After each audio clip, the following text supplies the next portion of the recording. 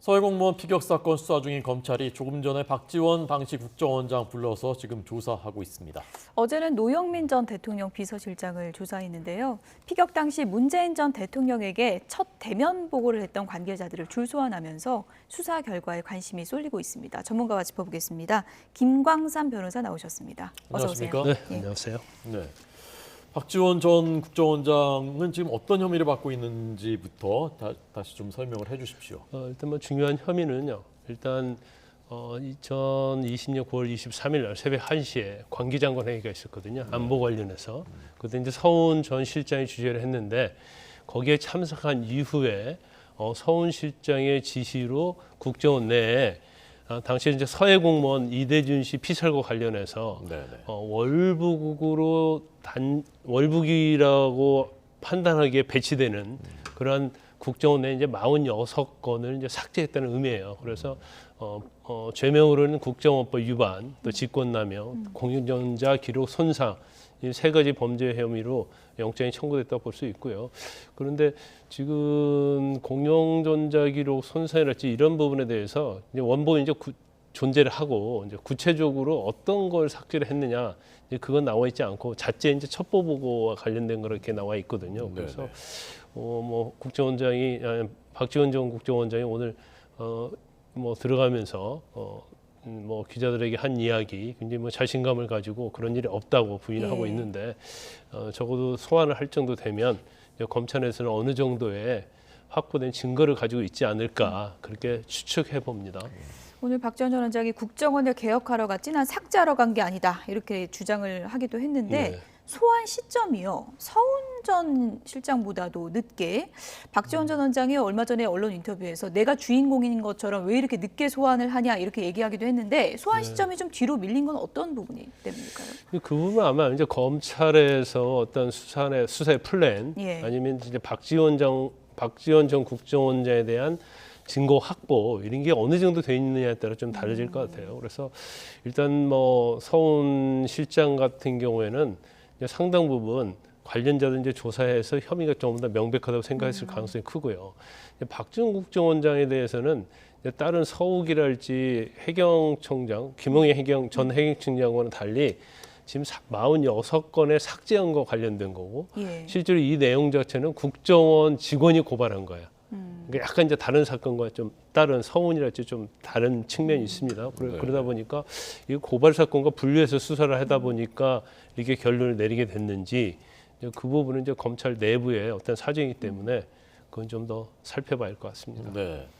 어쨌건 검찰은 지금까지 서훈 당시 국가안보실장이 최종적인 책임자다라고 이제 지목을 했고 노영민 전 대통령 비서실장은 어제 이제 마찬가지로 늦게 불렀거든요. 노 전 실장에 대해서 어떤 부분 조사하고 있는 겁니까? 노 전 실장도 제1차 안보 관련 관계장관 회의에 참석을 했거든요. 그 이후에 9월 23일 날 새벽 1시에 했고요.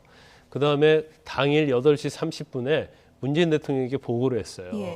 그래서 관계장관 참석했을 때 어떤 말이 오갔는지 보안 유지와 관련해서 어떤 은폐 이런 내용이 서훈 전 실장이 지시를 했는지 그래서 그 내용과 그다음에 대통령이 보고한 내용이 무엇인지 그 대통령이 사실은 안보장관 회의하고 대통령 보고 시점까지 7시 반에 간격이 있거든요.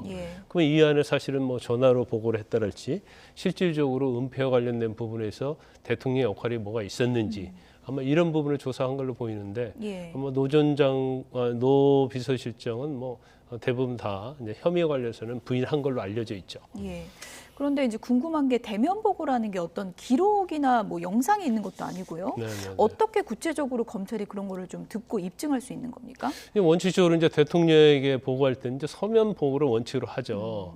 그런데 검찰에서도 뭐 몇 개월 동안 대면 보고한 내용을 찾기 위해서 대통령 기록관이랄지 이제 압수수색을 했어요.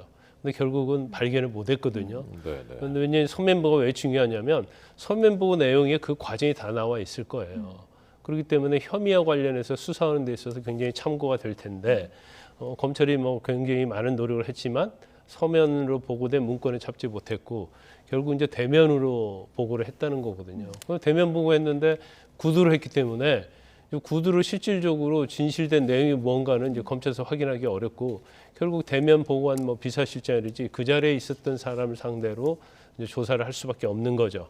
그래서 결국은 뭐 기록이 남아있지 않기 때문에 검찰이 원하는 그러한 아니면 이제 검찰이 범죄 혐의를 입증할 만한 그런 내용은 검찰이 확보하지 못했을 가능성이 크다 이렇게 봅니다. 네.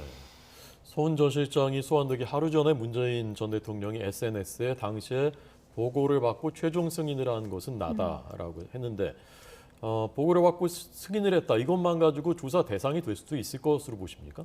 뭐 될 수도 있고 안 될 수도 있어요. 근데 이제 최종 승인의 대상이 뭐냐는 거죠. 그래서 단순히 어떤 서해 피격 사건과 관련된 내용을 보고를 받고 뭐 그대로 뭐 사실대로 국민에게 알려라. 뭐 이런 내용이었다면 별 문제가 없겠죠. 그런데 중요한 것 중에 하나는 은폐를 하려고 하는 거에 대해서 보고를 받고 거기서 승인을 했느냐. 이게 제일 중요한 거 아니겠습니까? 그런데 지금 현재 아마 검찰에서는 그와 관련된 어떤 증거는 뭐 갖고 있지 않는 걸로 보여요. 그리고 지금 언론 보도를 할지 이제 검찰 내부의 이 얘기 자체는 문재인 전 대통령 그 당시에 지금 관계장관 1시 했다고 그랬잖아요. 새벽 1시에. 이제 그때 이 은폐와 관련된 부분이랄지 월북과 관련된 부분이랄지 이제 이런 것들이 회의에서 다 이루어졌고 그다음에 서훈 전 실장이 주도를 했고 서훈 실장의 지시에 의해서 국정원이랄지 국방부랄지 해경청장이 이를 따랐다 이렇게 보고 있는 거죠. 예. 그다음에 7시 반 있다가 대통령이 보고를 했기 때문에 이 관련된 은폐랄지 이런 관련된 거에 있어서는 서훈 실장이 주도를 했지 대통령이 그에 이제 관여한 것은 아니다. 제가 개인적으로 때는 그렇게 판단하고 있는 것 같아요. 그래서 아마 문 대통령에 대해서는 뭐 조사할 수도 있고 안 할 수도 있지만 혐의가 명백하지 않기 때문에 조사 안 할 가능성이 상당히 높지 않나 저는 그렇게 판단을 합니다.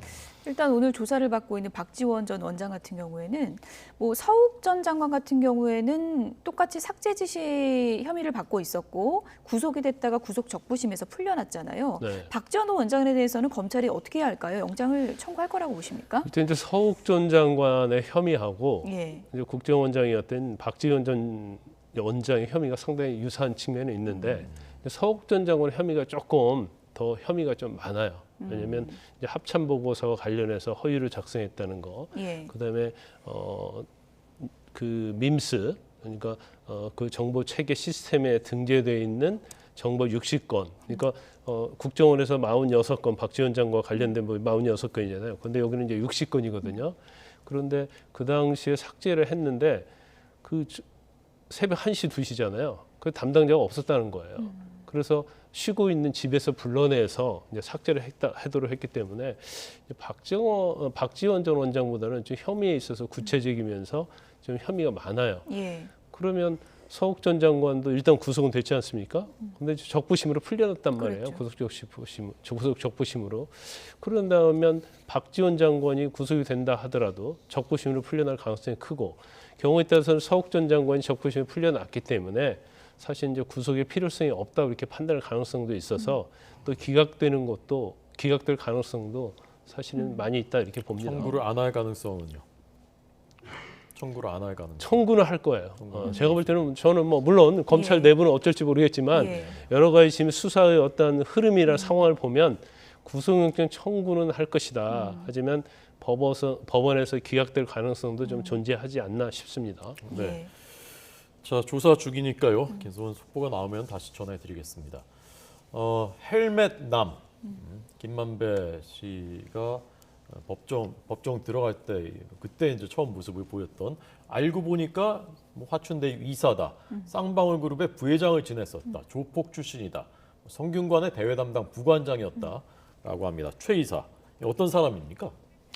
최 이사가 굉장히 이제 언론의 주목을 받게 된 게 그전에 주목받지 않았어요. 그런데 김만배 씨가 출소할 때 예. 이제 오토바이를 동원해서 영장 기각됐을 때 집 예, 저 예. 빨간 헬멧 영장 기각되고 뭐 예. 출소할 때 그다음에 재판 받을 때도 항상 법정에서 또 있었고 김만배 씨는 어떻게 보면 굉장히 그 과정에서 동고동락하는 그런 모습들 그래서 상당히 언론의 집중을 받았죠. 그래서 저 사람이 누구냐 했는데 예. 이제 결과적으로 쌍방울 대표도 했고 쌍방울 부회장도 했고 그런 이제 검찰에서 계좌 추적을 해보니까 김만배 씨가 지금 천화동의 1호에서 472억을 대출을 받습니다. 예. 이게 왜 대출 받는지 모르겠어요. 금액이 엄청 크지 않습니까? 근데 그 중에서 20억, 30억, 50억 형태로 이 최모 씨한 또는 최모 씨 개인 계좌 또는 최모 씨가 운영하는 회사에서 송금을 해요. 그러면 지금 검찰에서 보는 시각은 지금 천화동의 1호가 누구 거냐에 관한 것이 지금 대장동 사건은 제일 중요한 부분이거든요. 그렇죠. 그러면 천화동인 1호는 김만배 씨는 자기 거다고 얘기를 했고 또 전에 검찰 수사할 때는 뭐 유동규 거라고 얘기했고 최근에 뭐 남욱이랄지 유동규 씨 진술은 이재명 측 거라고 이렇게 얘기를 하고 있지 않습니까? 그렇기 때문에 천화동인 1호가 과연 누구 것이냐. 근데 김만배 씨가 자기 거라고 얘기했는데 470억을 뺐단 말이에요. 근데 제가 볼 때는 대여명목으로 뺀 이유가 어느 회사가 있으면 그 돈을 마음대로 가져갈 수 없어요. 그러면 횡령이 되거든요. 가운데 금액이 크면 또 특경법이 되거든요. 그러니까 거기에 대여 형식으로 편법으로 해서 예. 이걸 최우양 씨에게 100억을 전달했는데 이제 100억이 어떻게 쓰여졌느냐. 근데 이 사람이 쌍방울 부회장이고 전에 대표를 했잖아요.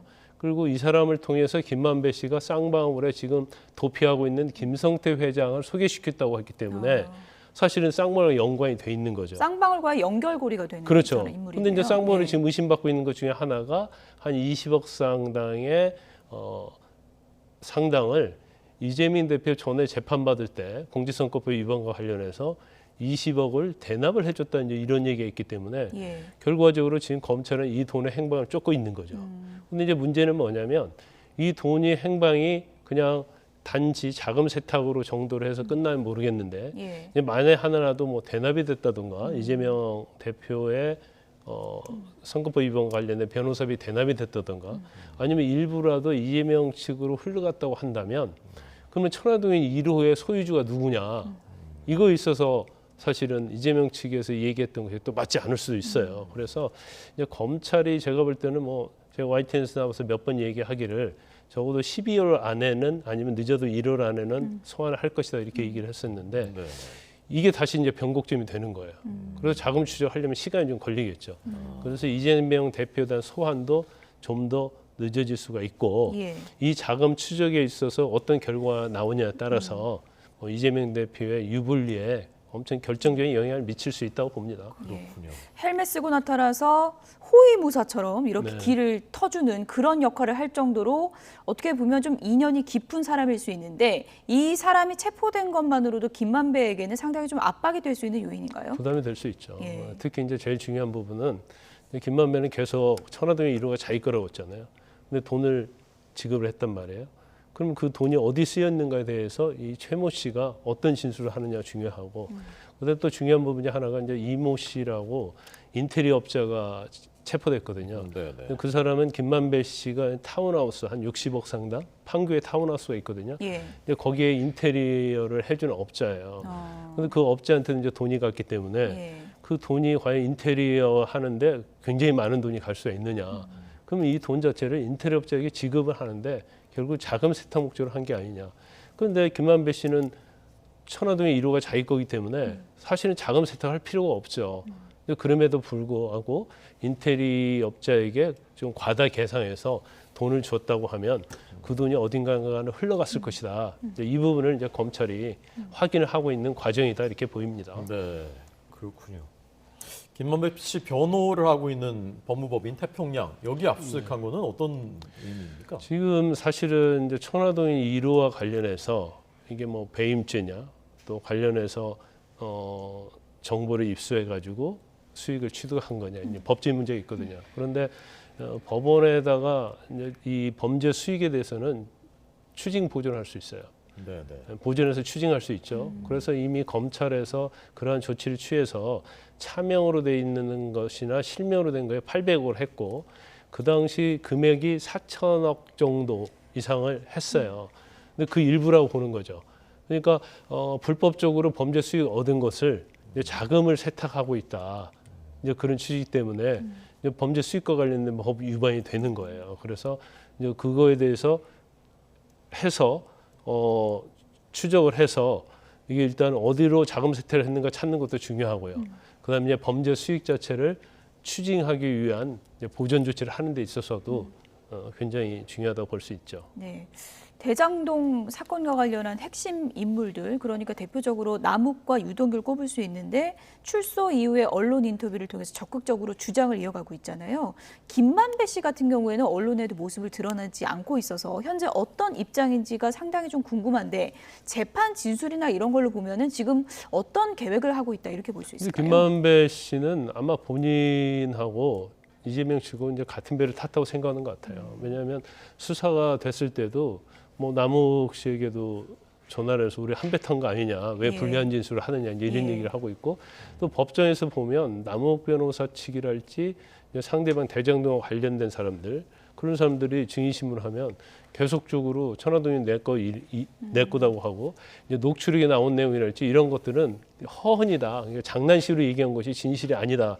그래서 전체 내용을 보면 이재명 대표에게 굉장히 유리한 내용, 정진상이나 김용에게도 굉장히 유리한 내용을 진술하고 있기 때문에 이제 아직까지는 본인이 스스로 이재명 대표 측에서 주장한 내용에 부합하는 진술을 하고 있어요. 이제 그렇지만 현재 뭐 여러 가지 얘기가 나오고 있잖아요. 그러니까 뭐 회유하려고 했다, 아니면 뭐 말을 맞추려고 했고, 그다음에 천화동 1호의 10%는 남욱 네 거라고 주장해라, 뭐 그런 내용들이 워낙 많이 나오고 있으니까, 그러면 김만배 씨의 어떤 증언의 진술의 신빙성, 이것이 과연 신빙성이 있느냐도 이걸로 이제 돌아갈 거고, 결과적으로 이제 법정에서도 지금 검찰에서 워낙 이제 압박을 가하고 있고 자금의 출처에 대해서 추적을 워낙 세밀하게 하고 있기 때문에 또 뭐 태도의 변화가 있을 수도 있고, 아니면 뭐 계속 일관되게 끝까지 갈 수도 있다고 봅니다.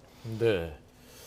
헬멧남이라는 것 때문에 이제 화제가 되는데 사실은 이제 이번 수사의 중요한 변곡점이다라는 검사 출신입니다. 김광삼 변호사의 해설을 들었습니다. 고맙습니다. 고맙습니다.